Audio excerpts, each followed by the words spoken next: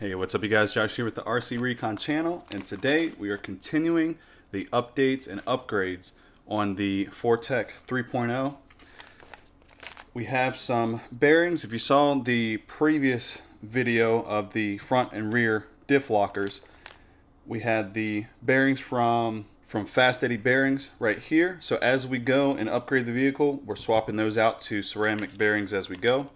We also got some foam tires, 32 millimeters wide on the front, 45 millimeters wide on the rear. These are BSR, and you can pause and take a look at that part number if you wanted to buy these for yours.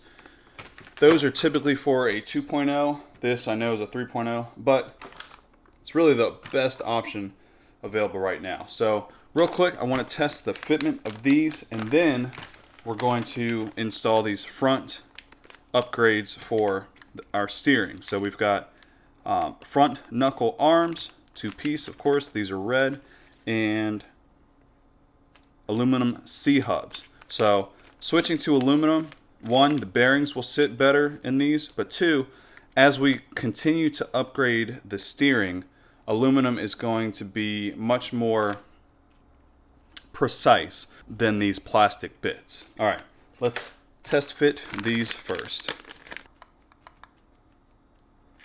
All right, so it looks like it does rub just a little bit. You guys can see it's a little bit of rubbing there. So yeah, we're definitely gonna need a spacer for the rear. Let me check the front real quick. The front looks really good. Looks like it clears in all directions. So we're only gonna do one side. The other side is gonna be the exact same way. So let's start by just popping off this hex piece. We'll remove this pin carefully and hope to not lose that. Then we'll go ahead and grab our 2 millimeter, remove this top link.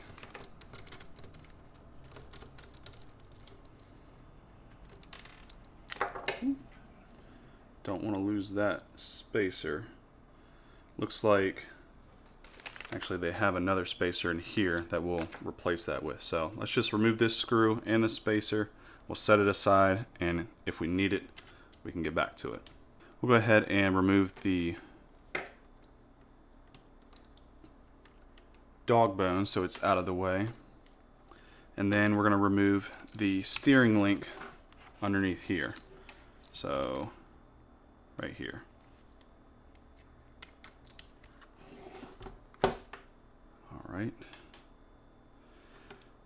Lastly, we've got this pin for the A-arm, and we'll remove that. Alright, and with that, we have the C-hub and steering assembly all right there. Okay, so from here, we're just going to turn this out like that and slide this cup off. Now keep in mind, there is a little washer right here. We don't want to lose that. That goes on the outside. And then it looks like there is not a washer for the inside. As I mentioned, we're upgrading our bearings, so really we don't need any of this except for this screw down here. So let's set that aside and grab our screw.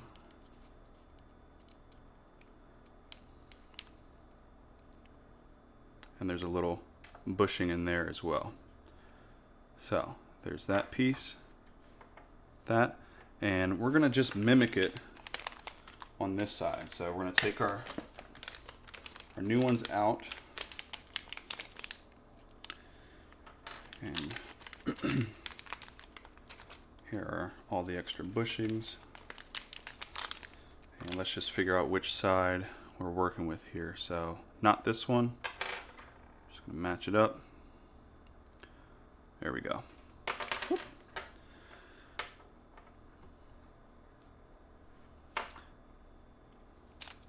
Then we're going to need 2 of these bushings. They're all the same, so we're going to grab 2 and put the other 2 for the other side over here. Now we're going to open this up. Now it does look like these are identical on both sides, so we'll just pick one and go from there. Now we're going to grab 2 newer bearings, just match them up to these. They're the same size on both. We'll pop these into here. And as you can see, they really just fall into place really easily. Now, so that we can make sure that this doesn't fall out, I'm going to go ahead and put the cup back on there, and then the washer,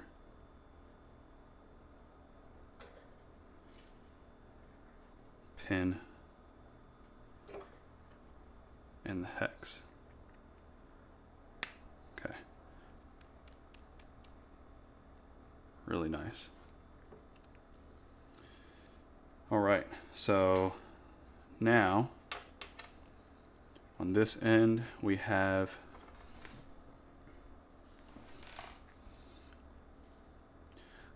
bushings that go through the bottom and the top. So we'll slide this in here and this one up here.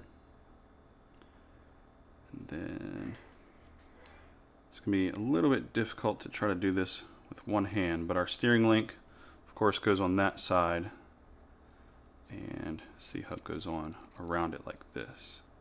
We're going to need to try to hold this in place while screwing this on, and because we're screwing into aluminum, we will need to put some Loctite on these screws. Okay.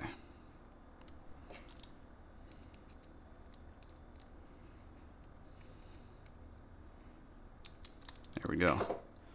So bottom's tightened down.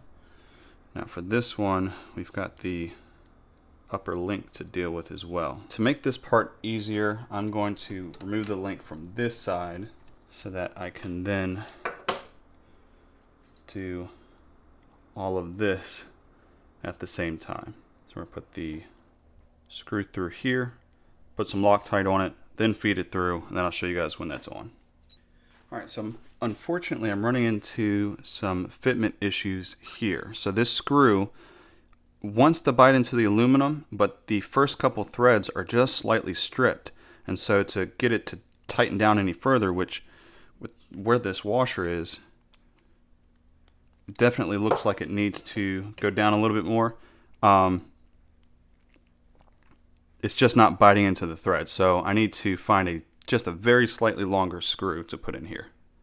Alright you guys, so this is the screw length that came out, and I just put one of these on, and it is quite literally like 2 threads longer, maybe 1/2 millimeter, but that was just long enough to get past those 1 or 2 strip threads, and now that's really on there nice and tight. So next, let me go ahead and reattach this upper link. We're going to get the dog bone in there and then slide this pin through the A-arm and the hub, and then we'll connect the steering back up as well. For this one, there's no Loctite needed because you're just screwing into plastic, but for the link for the steering, you will need Loctite into here. Looking good. Now just waiting for those other steering links. The servo, new servo, steering link here. Alright you guys, so I know it might be a little loud in here. I got the fans on and the garage door open. It was just getting a little too hot in here, but what I wanted to mention before I went ahead and ended this video is, even though I've upgraded to all aluminum here and it should increase precision, other than the fact that all of this is still plastic, I feel that there's still a lot of movement, right? So if I grab the shaft here and I move up and down, that is loose right through here. It's kind of loose here, especially on this side. It feels just really, really loose.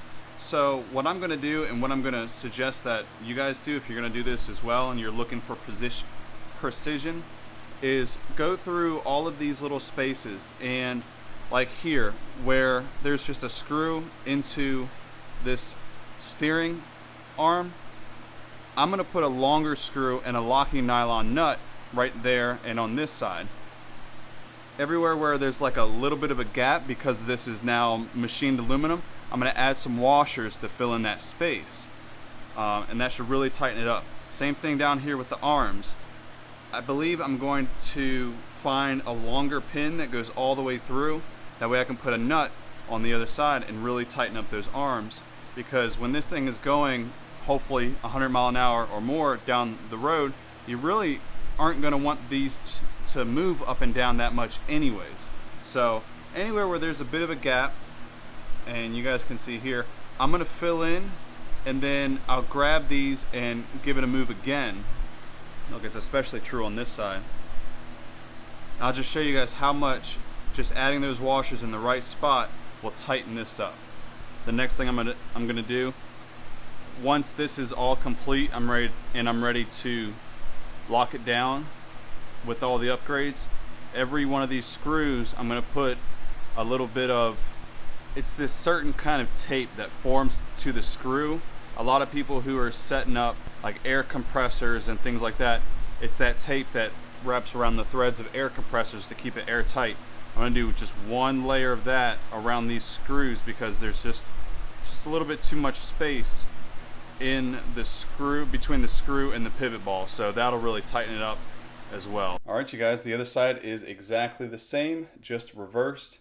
So if you like this video, be sure to let me know by leaving a like, subscribe if you want to see more of this project or anything else I do on the channel, and I'll see you guys in the next video. Take care.